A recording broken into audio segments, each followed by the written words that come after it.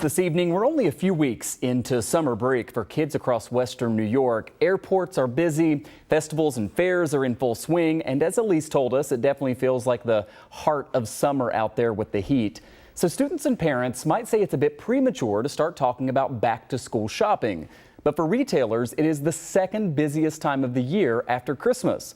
And with record high inflation, many families might be scrambling for a good deal. Well, we learned this from the National Retail Federation. On average, families will spend $170 more than they did back in 2019 for supplies and clothing this year.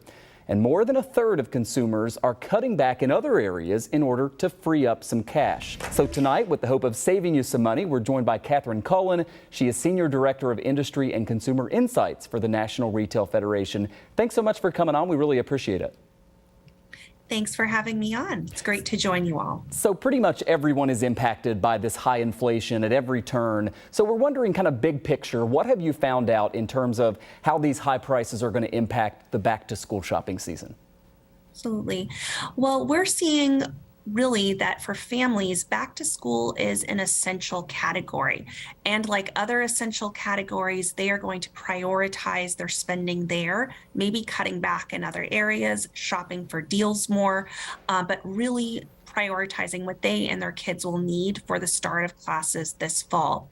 We're seeing that consumers on average are expecting to spend over $860 on everything from clothes and school supplies to electronics, and total spending could total around $37 billion. Both of these are pretty close to what people spent last year as well.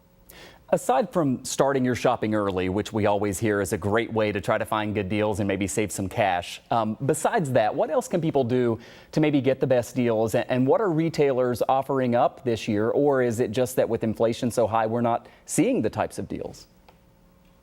We know that consumers are hunting for deals. They're much more likely to be looking for those sales and promotions early in the season, but really throughout. And retailers have been responding. We know that just last week we saw, many retailers offer major sale events, whether that's Prime Day or Black Friday in July or deal days.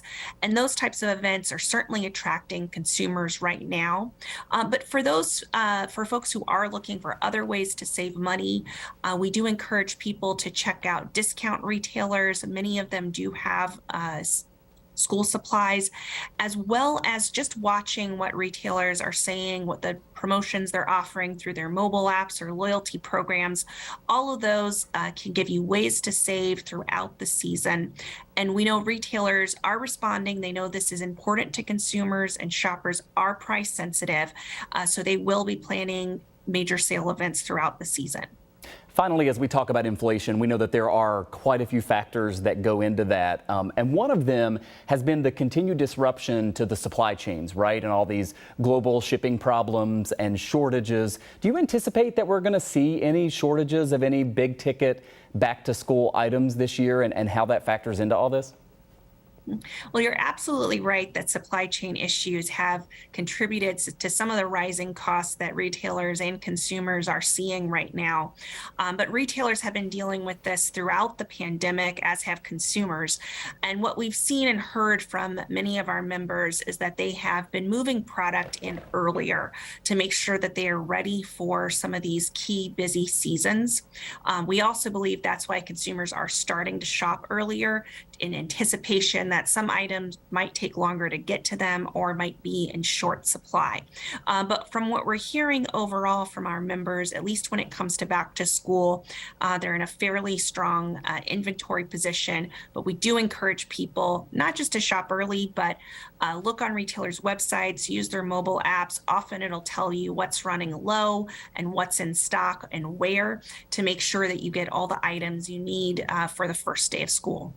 We're barely past the 4th of July, but it's an important conversation to have even this time of year. Our thanks to Catherine Cullen for these shopping predictions. She is Senior Director of Industry and Consumer Insights with the National Retail Federation. We appreciate you coming on.